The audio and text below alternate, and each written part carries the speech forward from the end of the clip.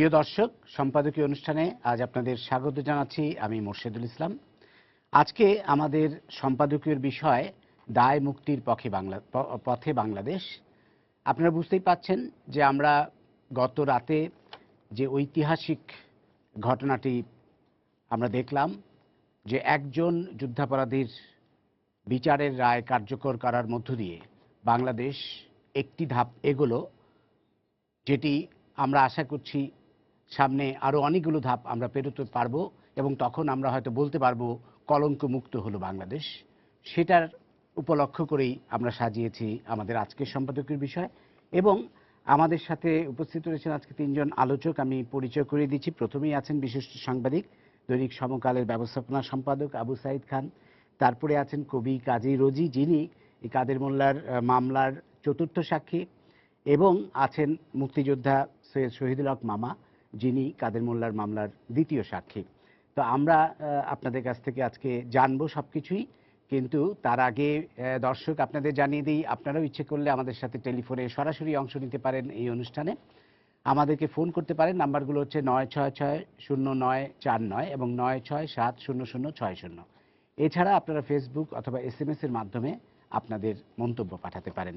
তা আমরা আলোচনায় যাবার আগে একটু দেখে নেব এই মুহূর্তের সর্বশেষ সংবাদগুলো। সংকট সমাধানে আওয়ামী লীগ ও বিএনপির তৃতীয় দফা বৈঠকে দুদলের আলাদা আলাদা প্রস্তাব উপস্থাপন। শিগগিরই আবারও বসার কথা জানালেন আশরাফ ও ফখরুল। রাজধানীর মতিঝিল ফকিরাপুল এলাকায় জামায়াত শিবিরের তাণ্ডব, বেশ কিছু গাড়ি ও মোটরসাইকেলে আগুন, ব্যাপক ভাঙচুর।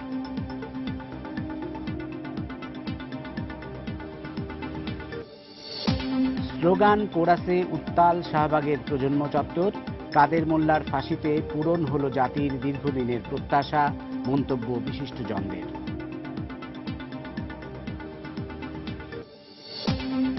জাতীয় পার্টিতে HM এরশাদ ও রওশন এরশাদের মধ্যে দুটি ধারা স্পষ্ট। কেউ কেউ মনোনয়নপত্র প্রত্যাহার করলেও অনেকেই নির্বাচনে।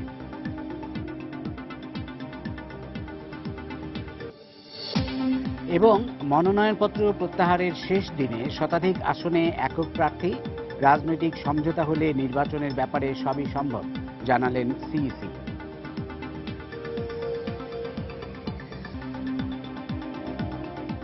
তো আমরা জেনে নিলাম এই মুহূর্তের সর্বশেষ সংবাদগুলো। আমরা চলে আসবো এবার আলোচনায় দায় মুক্তির পথে বাংলাদেশ। আমি আপনাকে দিয়ে শুরু করি। মামা, আপনাকে সবাই মামা বলেই জানে। শহীদুল হক মামা, আপনি একজন বীর মুক্তিযোদ্ধা, এবং আমরা জানি যে আপনি যখন এই যুদ্ধাপরাধীদের বিচারটা শুরু হলো, তখন আপনি সাক্ষ্য দেবার জন্য সুদূর সুইডেন থেকে ছুটে এসেছেন বাংলাদেশে, এবং তারপরের আপনার কর্মকাণ্ড সবারই জানা। ইতিমধ্যেই যারা টেলিভিশন দেখে, পত্রপত্রিকা পড়ে, তারা আপনার কাজ সম্পর্কে জেনে গেছে। তা আপনার আবেগও আমরা জানি এই মুহূর্তে। এই যে একটি রায় কার্যকর হলো, তার মধ্য দিয়ে বাংলাদেশ কলঙ্ক মোচনের পথে যাত্রা শুরু করলো। আপনার এই মুহূর্তের অনুভূতি খুব সংক্ষেপে, এবং কিভাবে আপনি এই সাক্ষ্য গ্রহণ প্রক্রিয়ার সাথে যুক্ত হলেন, খুব সংক্ষেপে যদি আমাদের একটু বলেন। আমার দীর্ঘদিনের স্বপ্ন ছিল, দেশবাসীর প্রত্যাশা ছিল, মহান এই মুক্তিযুদ্ধে এইসব জল্লাদরা যে সমস্ত হত্যা, খুন খারাপি, আপনার জেনোসাইড, ক্রাইম এগেনস্ট হিউম্যানিটি, আমি যে এলাকায় আমার বাসা, যে এলাকায় আমি মিরপুরে বসবাস করি, এই কাদের মোল্লা, গোলাম আজমদের এই যে 70 সন থেকে তাদের যে প্রস্তুতি ছিল এই দাঁড়িপাল্লা গোলাম আজমের পক্ষে, তারা তার নির্বাচনী প্রচারকালে তখনই আমরা ধরতে পেরেছি যে এদের একটা বিশাল পরিকল্পনা। গোলাম আজম তো কুমিল্লার থেকে গিয়ে নির্বাচন করে নাই, নির্বাচন করেছিল মোহাম্মদপুর, মিরপুর, তেজগাঁও এলাকা নিয়ে। তারা ধরে নিয়েছিল বিহারেরই হলো তার রিজার্ভ ভোটার। তো এখন এই কাদের মোল্লা এই 71-এর এই মুক্তিযুদ্ধ চলাকালীন সময় সে যে হত্যা, খুন খারাপি, ধর্ষণ, লুণ্ঠন, আমি এই যে কবি মেহেরুন্নেসা পল্লবের এই হত্যা, এই নৃশংসতা, এই যে তাকে আপনার তার বাড়িতে সে যখন দেখলো কাদের মোল্লার সমস্ত বাহিনী সহ তার বাড়িতে প্রবেশ করেছে, এই কবি মেহেরুন্নেসা প্রাণ ভিক্ষা চেয়েছিল কোরআন শরীফ বুকে হাতে নিয়ে, আমাকে তোমরা মেরো না। এই কাদের মোল্লা তার নির্দেশে যে হত্যা, খুন খারাপি, পৈশাচিকতা, কল্লা কেটে ফ্যানে ঝুলিয়ে সুইচ অন করে দিল, তার অন্যান্য ভাই মাদেরকেও নির্মমভাবে ওই বাড়ির ভিতরে হত্যা করলো। তারপর পল্লবকে থাটালি বাজার থেকে ধরে এনে কাদের মোল্লা মুসলিম বাজারে নিয়ে আঙ্গুলগুলো কেটে তার হৃদয় ক্ষত বিক্ষত করে গাছে ঝুলে তাকে হত্যা করেছে। এই যে আপনার এই পুরা মিরপুর এলাকায় যে সন্ত্রাস, খুন খারাপি, মানুষকে কুত্তা বিলারের মতো মেরে এখানে সেখানে ফেলে দিয়েছে, অসংখ্য বদ্ধভূমির জন্ম দিয়েছিল সে। আজকে এই জল্লাদের তার এই পাপের প্রায়শ্চিত্ত সে দিয়েছে। জাতি যে অধীর আগ্রহে ছিল এই কাদের মোল্লাকে ফাঁসিতে ঝুলিয়ে শুভযাত্রা এবং অবশিষ্ট যারা এই ফাঁসির রায় মাথায় নিয়ে দিন গুনছে, যত দ্রুত গতিতে তাদেরকে এই আইনের এই রায়কে ফাঁসিতে কার্যকর করতে হবে। তা না হলে জাতির কাছে আমরা এই যে দায়মুক্ত হতে পারবো না। ধন্যবাদ। আমরা আবার আসবো আপনার কাছে অবশ্যই। কাজী রোজি, আপনার কাছে যাই। আপনার অত্যন্ত ঘনিষ্ঠ বান্ধবী ছিলেন কবি মেহেরুন্নেছা, আমরা জানি, এবং সেই ৭১-এর সেই অভিজ্ঞতা আপনার হচ্ছে, এবং আপনি যদি তখন সরে পড়তে না পারতেন হয়তো আপনার ভাগ্য কবি মেহেরুন্নেছার মতোই হতো, আমরা জানি। আপনিও একজন সাহসী সাক্ষী দিয়েছেন। আপনার অনুভূতি এবং আপনার অভিজ্ঞতা যদি একটু সংক্ষেপে আমাদের দেখেন।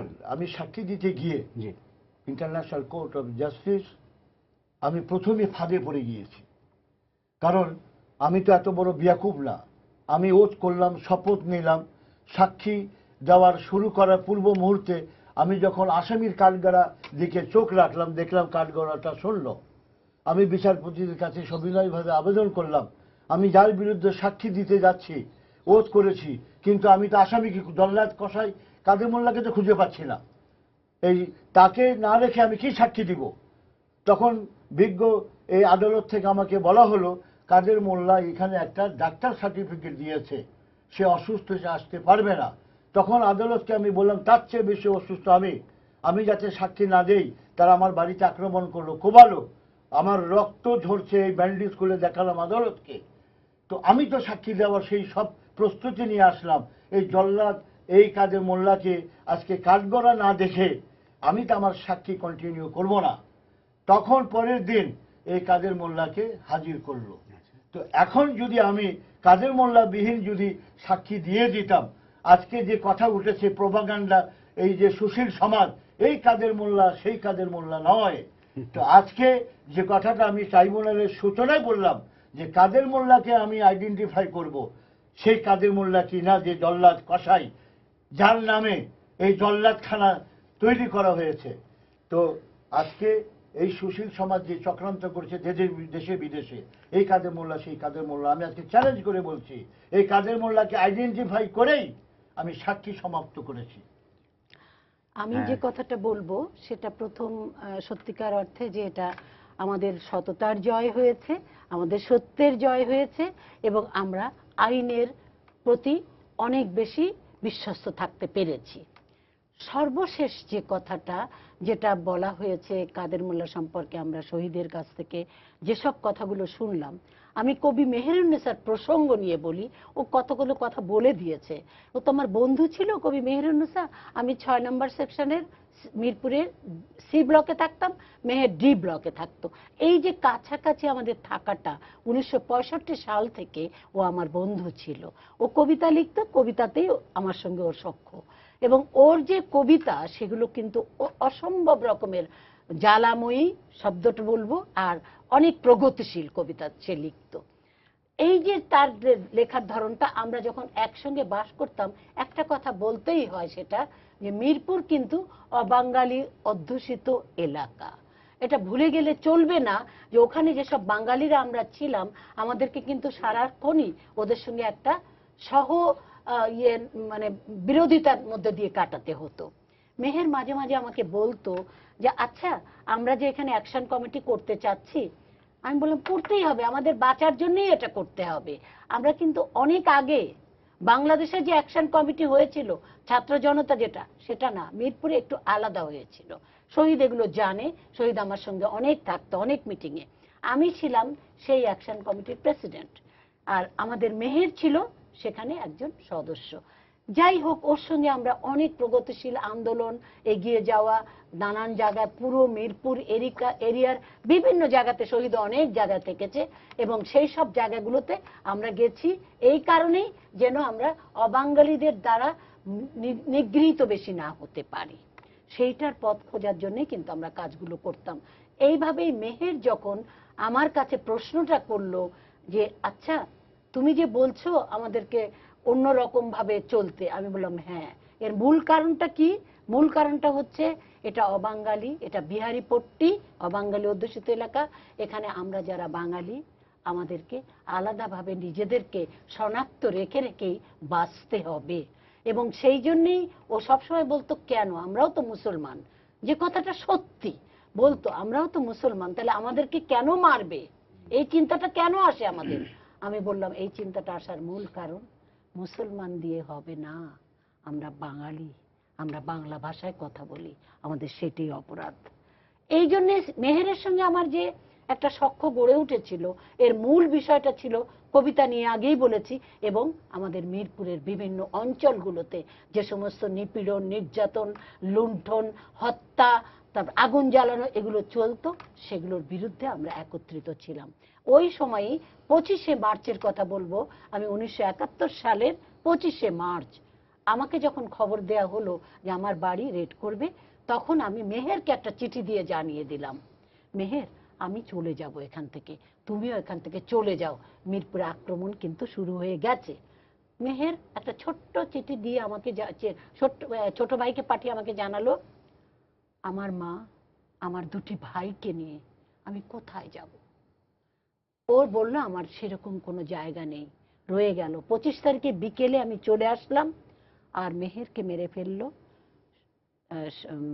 26 তারিখটা ছিল, 27 তারিখে ওর বাড়িতে কাদের মোল্লা, তার সহকারী, অনুচর, সহচর এ সবাই মিলে ওই বাড়িতে ঢুকে ওদের 4 জনকেই জবাই করেছিল।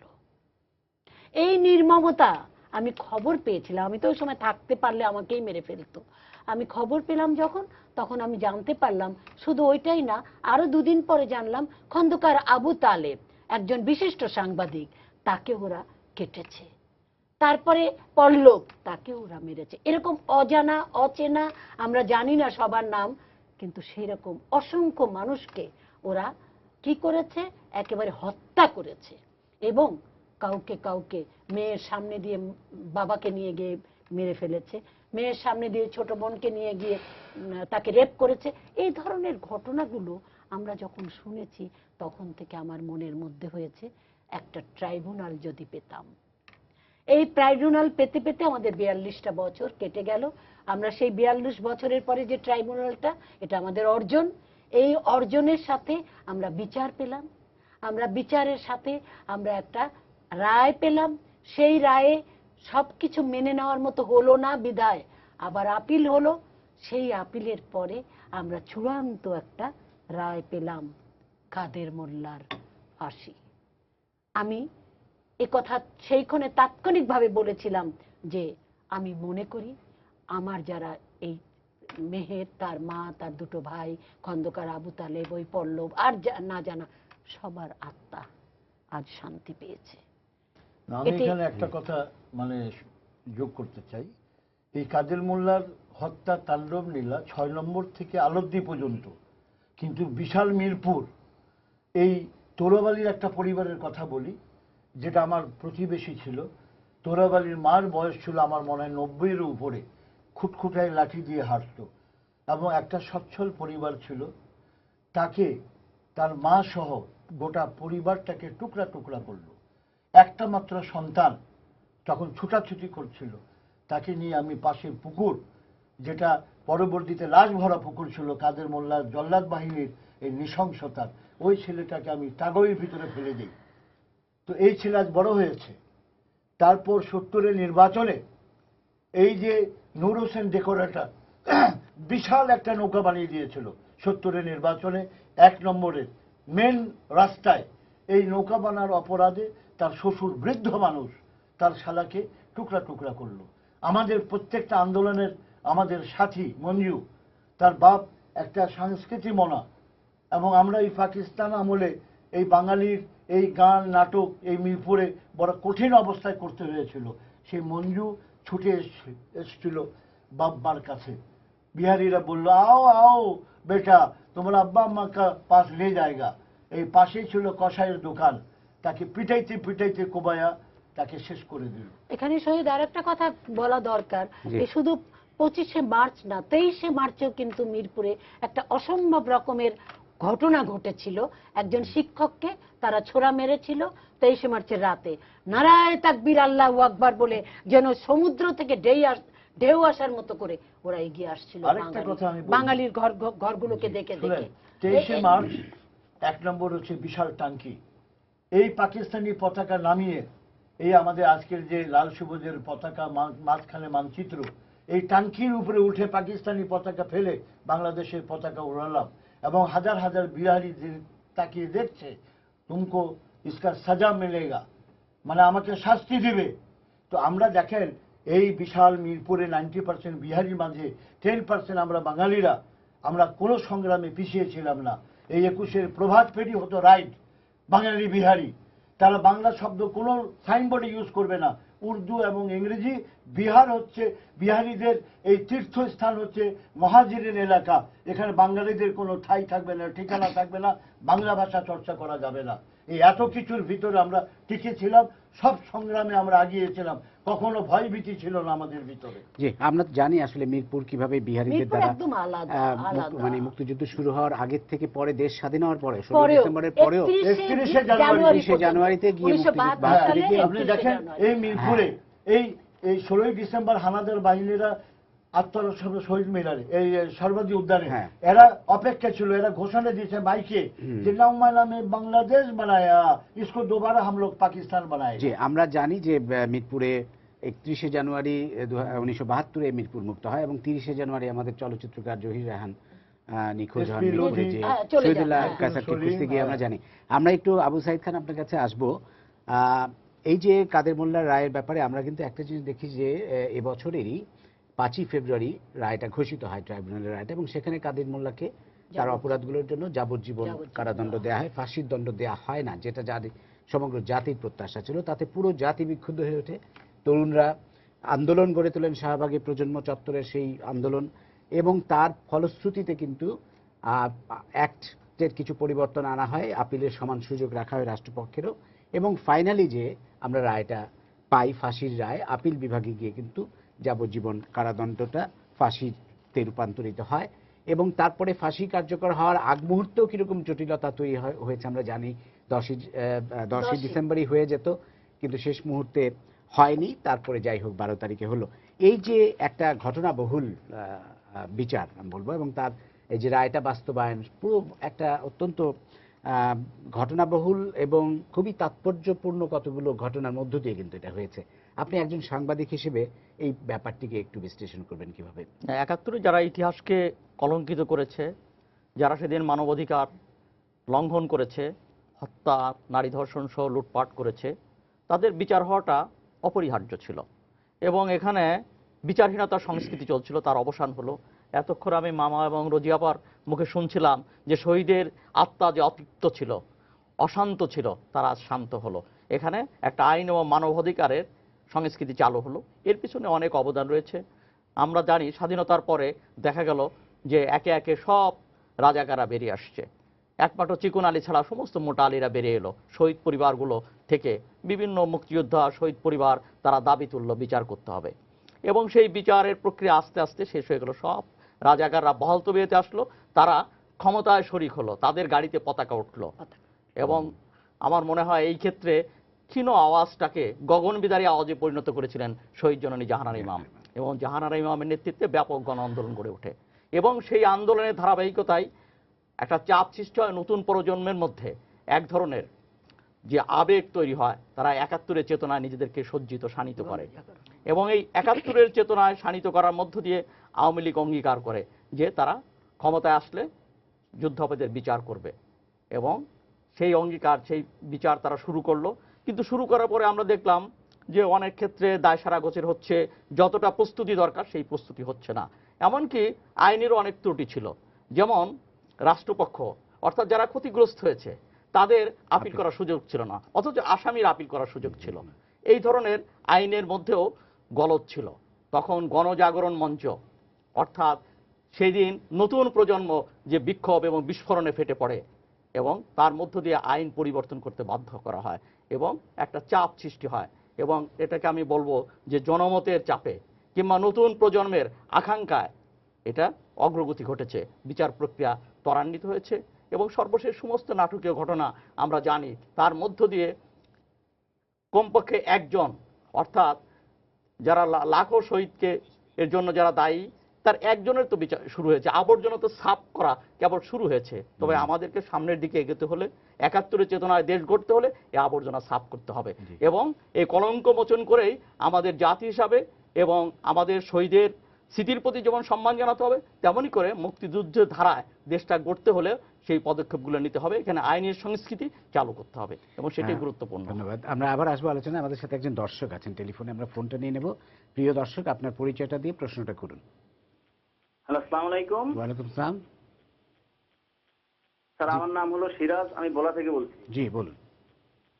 আমার প্রশ্ন হলো, যুদ্ধাপরাধীর বিচার হইতেছে, আমরা নতুন প্রজন্ম অত্যন্ত খুশি। এখন যুদ্ধাপরাধী কি বিএনপি বা জামাতের এই কয়জনে আছে না, এই যে আওয়ামী লীগের ভিতরে যারা আছে ওদের বিচার হবে না? ধন্যবাদ। আচ্ছা, এই প্রসঙ্গে আমি বলি যে ব্রাহ্মণবাড়িয়া অর্থাৎ আওয়ামী লীগের সঙ্গে সংশ্লিষ্ট মোবারক নামে একজন যুদ্ধাপরাধীর বিচার অলরেডি শুরু হয়েছে এবং আওয়ামী লীগের সঙ্গে, কেন যে কোনো দলেই থাক, যুদ্ধ অপরাধী তাদের বিচার হওয়াটা আমরা জরুরি মনে করি এবং আওয়ামী লীগের অভ্যন্তরে যদি অন্য যুদ্ধাপরাধী থেকে থাকে তাও বের করা উচিত। এবং এ ব্যাপারে আমরা আশা করব যে ট্রাইব্যুনাল এবং তার সঙ্গে যে ইনভেস্টিগেশন তদন্তকারী দল আছে তারা এখানে নিরপেক্ষভাবে দায়িত্ব পালন করবে বলে আমরা আশা করি। জি, আসলে একটা জিনিস খুব বিভ্রান্তিতে পড়েন তরুণ সমাজ মাঝে মাঝেই কতগুলো বিষয় নিয়ে। আর একটা বিষয় নিয়ে যে স্বাধীনতার পরপর বঙ্গবন্ধু যে সাধারণ ক্ষমা ঘোষণা করেছিলেন সেটা নিয়ে একটা বিভ্রান্তি ছড়ানো হয় যে তারপরে তাহলে আবার কেন বিচারটা হচ্ছে। তো সেই সাধারণ ক্ষমা কিন্তু সবাইকে ক্ষমা করা হয় নাই, স্পেসিফিক অপরাধে যারা যুক্ত ছিলেন তাদেরকে ক্ষমা করা হয় নাই, কিন্তু পট পরিবর্তনের পর যখন বঙ্গবন্ধুকে সপরিবারে হত্যা করা হয় তারপরে কিন্তু যারা ক্ষমতায় আসেন তারা শুধু তাই না, জেল থেকে তাদেরকে জেল থেকে মুক্ত করে দেন। এবং সুতরাং সেটা আমরা জানি। যাই হোক, যে কোনো দলেই যদি যুদ্ধাপরাধী থেকে থাকে অবশ্যই তার বিচার হওয়া উচিত। আরেকটি জিনিস কিন্তু হচ্ছে যে এত যুদ্ধাপরাধীর হয়তো আমরা বিচার করতে পারবো না, কিন্তু কিছু যুদ্ধাপরাধীর বিচার করেও যদি আমরা যারা কলঙ্কিত হয়ে আছে এবং যারা চিহ্নিত হয়ে আছে এবং আমরা যেন বলতে পারি যে হ্যাঁ, আমরা অন্তত দায় মোচনের পথে আমরা এগোচ্ছি। আরেকটা বিষয় কিন্তু বলা হয়, আমরা সেই বিষয়টা নিয়ে একটু যদি আলোকপাত করি যে এই বিচারটা আসলে কতটা স্বচ্ছ বা আন্তর্জাতিক মানের হচ্ছে। আমরা দেখেছি যে যেইভাবে বাংলাদেশের বিচারটা হচ্ছে, যতটা সময় নিয়ে হলো এবং যেইভাবে সাক্ষী প্রমাণ ইত্যাদি যেভাবে দেখা হলো, সেটি কিন্তু বিশ্বের আর কোনো বিচারে সেরকমভাবে আসলে হয়নি এবং আমাদের বিচারেই একমাত্র আপিলের সুযোগও রাখা হয়েছে। তো এইটা আপনারা কি বলবেন? আমি যদি একটু জনাব শহীদুল হক মামা আপনার একটু কমেন্টস চাই ব্যাপারে, যে আপনি তো ইউরোপে দীর্ঘদিন বসবাস করেছেন, যে এই আমাদের বিচারটা আন্তর্জাতিক মানের স্বচ্ছ বিচার কতটা হচ্ছে আপনার মনে হয়? আমি তো বলবো যে এটা একেবারে 100% পারফেক্ট হচ্ছে, 100%। আপনি চিন্তা করে দেখেন, এই যে যাকে বলা হয় টেরোরিস্ট লাদেন, তাকে কি বিচার করে মেরেছিল? তাকে মেরে বলে কথা জানি না কত সমুদ্রে ফেলে দিয়েছে। আমরা তো ৭১-এর চিহ্নিত যতগুলো যুদ্ধ অপরাধী আইনের কাঠগড়ে দাঁড় করিয়েছি এবং এই সমস্ত যুদ্ধ অপরাধীদের আত্মপক্ষ সমর্থন করার জন্য এই ব্যারিস্টার রাজ্জাকের মতো অনেক আইনজীবীরা তাদের পক্ষে ওকালতি করেছে। সব সুযোগ তারা পেয়েছে। কাদের মোল্লার লাশ পর্যন্ত, যেটা আপনার কনস্টিটিউশনে নাই, যে আপিল করা, রিভিউ করার কোনো সুযোগ নাই, সেই সুযোগটাও তাও পেয়েছে। এটা ইতিহাসে একটা জ্বলন্ত স্বাক্ষর হিসেবে থাকবে, তাকে সব সুযোগই দেওয়া হয়েছে। যারা বলে যেটা ইন্টারন্যাশনাল স্ট্যান্ডার্ড মতো হয় নাই, যারা ক্ষমতায় ছিল বিএনপিরা 2 টার্মে, তাদের মতো তো কখনো এই যুদ্ধ অপরাধী ট্রাইব্যুনাল তারা তৈরি করে নাই। তাদেরকে বিচার না করে জাতীয় পতাকা দিয়ে পুরস্কৃত করেছে। প্রধানমন্ত্রীর পদটাও এবং রাষ্ট্রপতির পদটাও রাজাকার শান্তি বাহিনীর চেয়ারম্যান আব্দুর রহমান বিশ্বাসকে এই রাষ্ট্রপতির পদে পুরস্কৃত করেছিল। প্রধানমন্ত্রীর পদ শাহ আজিজুর রহমান জাতিসংঘে গিয়ে বলেছিল আমার বাড়ি তো সেক্রেটারির পিছন দিকে, কোথায় আমি তো একটা বুলেটের শব্দ শুনি নাই, আমার চোখে তো কোনো লাশ পড়ে নাই। তো এই সমস্ত ধিকৃত ব্যক্তিরা, এই সমস্ত কুলাঙ্গাররা ৭১-এ মা বোনকে ধর্ষণ করেছে, হত্যা করেছে, লুণ্ঠন করেছে, তাদের নির্দেশেই এই জেনোসাইড হয়েছে। আজকে জাতি কলঙ্ক মানে মোচনের যাত্রা শুরু হয়েছে কাদের মোল্লাকে দিয়ে।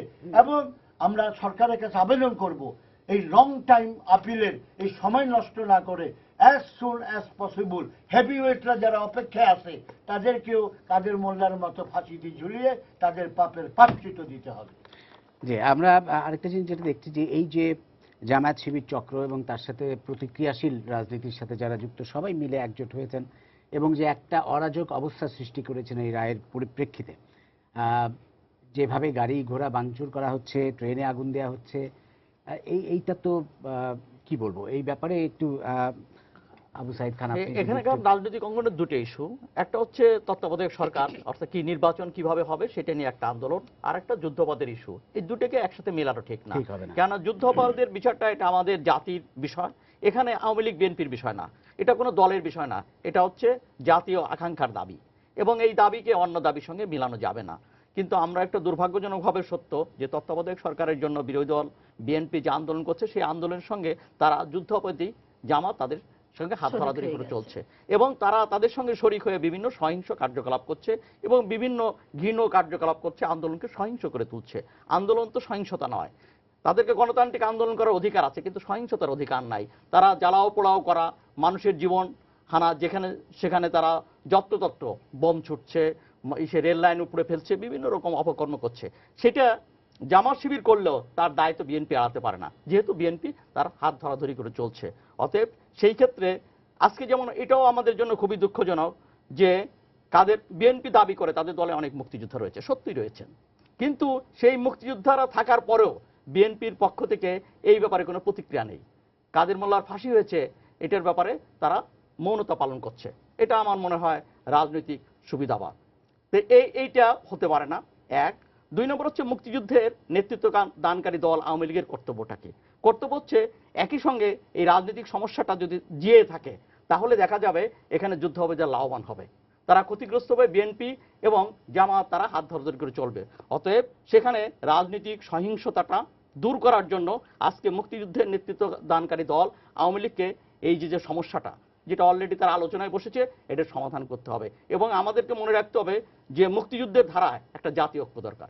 ৭১-এ সমস্ত ঐক্য ছিল, এমনকি ৭১-এ যারা ৭১-এ এমনকি মুসলিম লীগ পিডিপিকেও আহ্বান করা হয়েছিল যে আসুন আমরা এক ঐক্য করি, এবং আমরা ৭১-এ কোনো মুসলিম লীগ এমনকি অন্য দল পিডিপি সহ কাউকে তো ঠেলে দেওয়া হয়নি, যারা যারা সামিল হওয়ার সুযোগ ছিল সবাইকে সামিল হওয়ার সুযোগ। আজকে ঠিক তেমনই করে মুক্তিযুদ্ধের প্রশ্নে যারা দোদুল্যমান তাদেরকেও কাছে টানতে হবে। এই কৌশলটা নিতে যদি আমরা ভুল করি তাহলে দেখা যাবে যে আন্দোলনটা ব্যর্থ হয়ে যেতে পারে, কেন আমাদের তো বহু দূর যেতে হবে, আরো অনেক দূর যেতে হবে। এই জন্য রাজনৈতিক সমস্যাটা সমাধান করা দরকার এবং আমাদেরকে এই জায়গায় দুই দলের দায়িত্ব আছে। আওয়ামী লীগের যেমন দায়িত্ব হবে যে তারা যুদ্ধবাদের বিচার করছে, এই কারণে তারা অগণতান্ত্রিক হবে, ধরপাকড় হবে, এই সুযোগ তারা পেতে পারে না। আর যেহেতু আওয়ামী লীগ তত্ত্বাবধায়ক সরকার দিচ্ছে না বলে তারা জামাতের সাথে যুদ্ধবাদের সাথে হাত ধরাধরি করে চলবে, এটাও বিএনপি করতে পারে না। আমার মনে হয় এই ব্যাপারে এই দুটি দলেরই শুভবুদ্ধির উদয় হওয়া উচিত বলে আমি মনে করি। আমি ওনার কথা ধরে একটা কথা বলবো, ৭১-এর মুক্তিযোদ্ধারা আজকে করলাম এক কাতারে নাই। এই যুদ্ধ অপরাধী মীর কাসেমের এই দিগন্ত টেলিভিশনে গিয়ে যারা চিহ্নিত মুক্তিযোদ্ধা, এই যুদ্ধ অপরাধীদের মানে বাঁচাবার জন্য যারা রাজপথে শুয়ে পড়ে, যারা তাদের মুক্তি দাবি করে, আমি ওই সমস্ত মুক্তিযোদ্ধাদেরকে বলবো নব্য রাজাকার। ওরা দল থেকে নিশ্চয়ই দল নব্য রাজাকার, এদের সাথে কখনো আমাদের ওই ৭১-এর চেতনায় কখনো মিলানো যায় না। আমি এই প্রসঙ্গে একটুখানি বলবো যেটা যে আমরা যারা এখনকার যে গণজাগরণ বলেন বা জাতীয় জাগরণ বলেন, এই যারা একত্রিত হয়েছে এদের কিন্তু ৭১-এর চেতনাকে নিয়েই এসছে এবং সেই চেতনার আলোক দিয়ে আমি বলতে পারি তখন ছিল মুক্তিযোদ্ধা, এরা হচ্ছে গণজাগরণ যোদ্ধা। এই গণজাগরণ যোদ্ধা, মুক্তিযোদ্ধা, এবং আমি আরো মনে করি যারা নারী মানে যারা বীরাঙ্গনা ছিলেন তারাও এই যে সময়ের একটা প্রেক্ষিত নিয়ে তারা যে এখন একত্রিত হয়ে সবার কাছে, আমি অনেকের কাছে গিয়েছি, তারা বলেছে আমাদেরকে শান্তি দেন, আর ওই যারা আমাদেরকে নিগৃহীত করেছে তাদেরকে শাস্তি দেন। এবং সেই জন্যই কিন্তু আমরা এতটা এগোতে পেরেছি। আজকে যে কথাটা বলা হচ্ছে, যে কথাটা শহীদ বলেছে, আসলে আমাদের কালক্ষেপণের আর সুযোগ নেই। আমাদের এখন যত তাড়াতাড়ি সম্ভব কালক্ষেপণ না করে এগিয়ে যেতে হবে, সমন্বয় করে, যে যাতে করে সমস্ত দল একটাই, তাদের একটাই শব্দ, সে হলো ওরা মানবতা বিরোধী, ওরা যুদ্ধাপরাধী। তাদেরকে শনাক্ত করতে এবং তাদের বিচারটা করতে দ্রুত করতে পারলে আমি মনে করি এই ট্রাইব্যুনাল যথাযথ ভূমিকা পালন করতে পারবে। এবং আমি কিন্তু সত্যিকার কথাই বলবো, আমরা যতই বলি না কেন এদিক ওদিক হচ্ছে, কিন্তু তবুও তো আইনই তো আমাদেরকে বলে দিচ্ছে আমরা সঠিক পথে চলছি। আমি আরেকটা কথা সংযোগ করব, যে আমাদের গত নির্বাচনে যে ইশতেহার ছিল, তরুণ সমাজের প্রজন্মদের, এরাই কলম সবার আগে আগিয়ে এসছে, সরকারের কাছে দাবি করে যারা যদি ক্ষমতায় আসে, এবং সরকারও মানে ওয়াদা করেছিল তাদের ট্রাইব্যুনালে দাঁড় করে বিচার করবে। আমি সরকারকে সাধুবাদ দিব যে আমাদের বহু মানে আকাঙ্ক্ষিত বলেন, প্রত্যাশা বলেন, এই সরকার সাহসী পদক্ষেপ নিয়ে এই যুদ্ধ ট্রাইব্যুনাল শুরু করেছে এবং কুখ্যাত জল্লাদ কাদের মোল্লার রায় কার্যকর করেছে। অবশিষ্টগুলো কার্যকর হবে। আমাদেরকে এই সরকারের পিছনে দাঁড়াতে হবে। Who is our enemy and who is our good friend, it is already identify. এখন আর ওই কথা যদি আমরা বলি যে বিএনপির সাথে প্রেম করে আমাদের রাজনীতি করতে হবে, বিএনপি সেই সুযোগটা হারিয়ে ফেলেছে। স্বয়ং খালেদা জিয়াকে আমি দেখেছি সার্বজনীন উদ্যানে সেই মিটিং করতে গিয়ে এই চাঁদের থেকে দেওয়ার সাইদি নেমে আসলো বিশাল বিশাল বেলুনে, তার মাথার উপরে দেখলাম ব্যানার, রাজবন্দীদের মুক্তি দিতে হবে। কোর্টে যাদের সিদ্ধান্ত হয়ে গেছে তারা যুদ্ধ অপরাধী, শাস্তিপ্রাপ্ত, তাদেরকে যদি রাজবন্দী বলে, আর দেলওয়ার হোসেনের সাইদি মৃত্যুদণ্ড আসামির বেলুনে যদি উড়ে আসে, তাহলে তাদের সাথে আমাদের আমি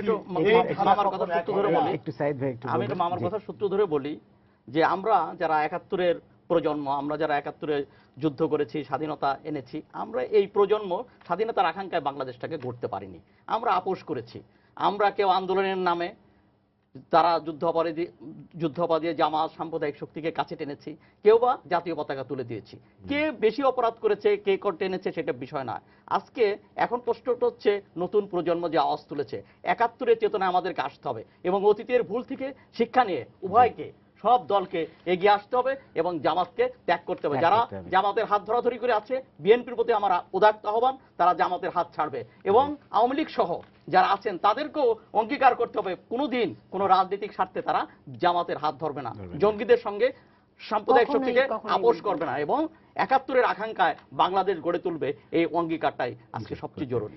আমরা একটা খুব কয়েকদিন আগে যুক্তরাজ্যে একটা র্যালি হয়েছিল এবং সেখানে বিএনপির নেতৃত্বাধীন ১৮ দলীয় জোটের র্যালি।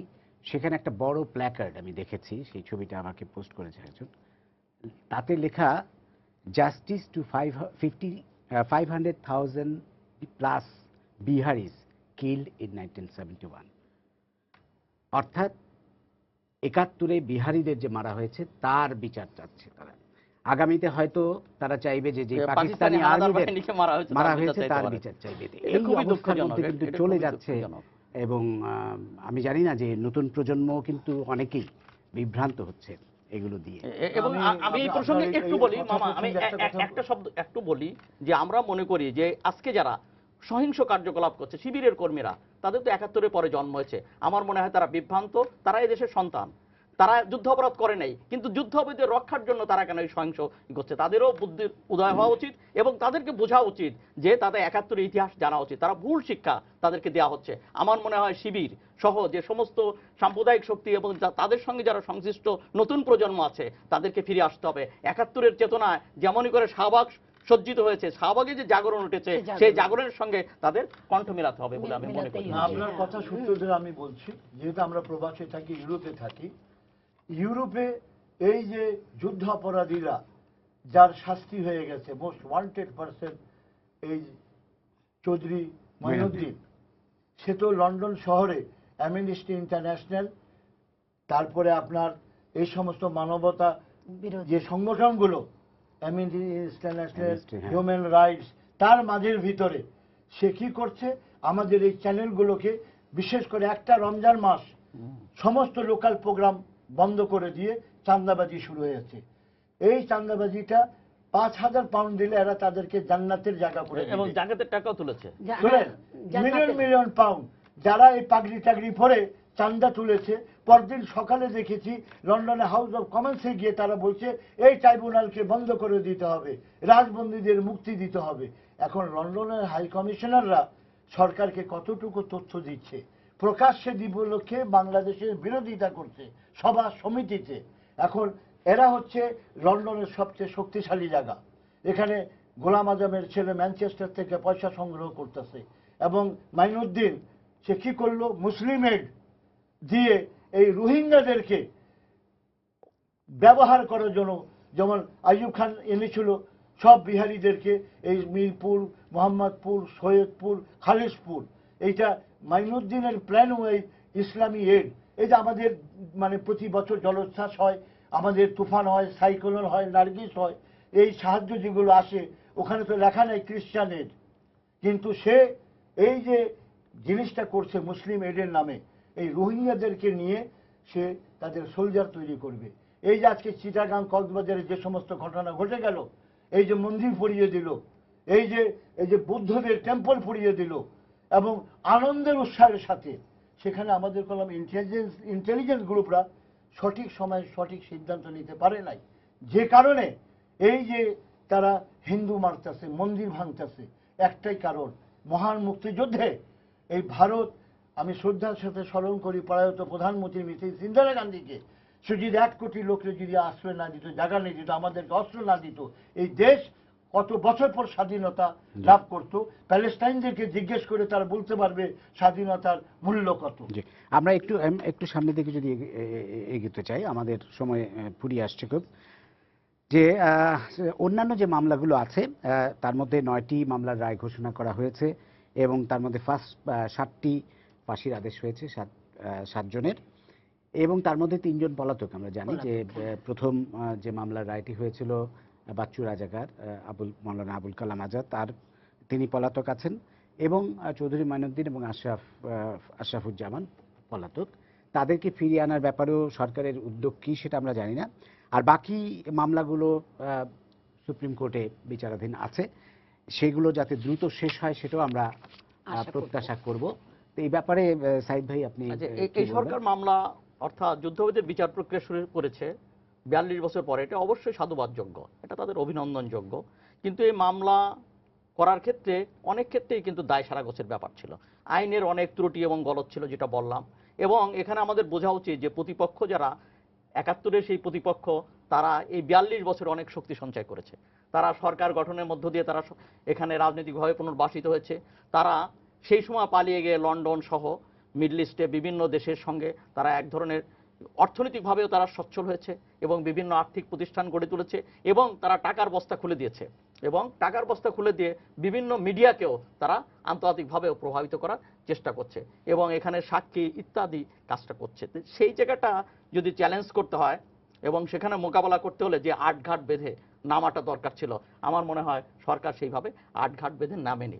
অনেক ক্ষেত্রে সাক্ষীদেরকে সুরক্ষা দেওয়া হচ্ছে না, এবং একজন মুস্তফা হাওলাদার নির্মমভাবে নিহত হয়েছে, এবং অন্যান্য সাক্ষীরাও নিরাপত্তাহীনতায় ভুগছে, এমনকি বিচারকদের বাসায় হামলা হচ্ছে। তাই এই সমস্ত ব্যাপারে আমার মনে হয় সরকারকে আরো উদ্যোগী এবং করা উচিত, এবং তাদের সুরক্ষার জন্য আইন দরকার, এবং সুরক্ষার জন্য আরো কার্যকর পদক্ষেপ দরকার।